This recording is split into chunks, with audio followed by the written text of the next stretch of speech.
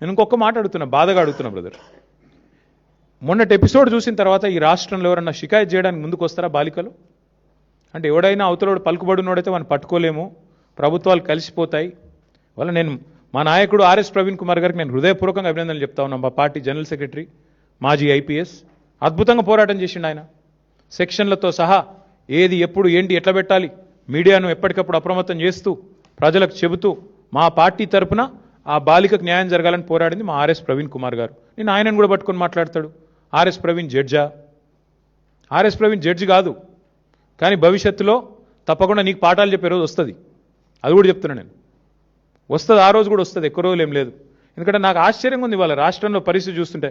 రేవంత్ రెడ్డి గారంట కూర్చొని పోలీసు ఉన్నతాధికారులతో సమావేశం పెట్టి దొంగలను ఎట్లా పట్టుకోవాలో చెప్తున్నాడట. నిన్ను పట్టుకున్నది వాళ్ళేనాయనా, మర్చిపోకు.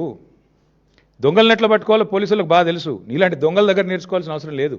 నిన్ను పట్టుకున్నది వల వేసి ఉచ్చుబన్ని అందరూ అక్కడ కూర్చున్న వాళ్ళు నవ్వుకుంటా ఉండింటారు కామెడీగా, వీడు చెప్తున్నాడేంద్రా మాకు అని. దొరికినోడు వీడు కూడా చెప్పేటోడు అయిపోయిందా అని.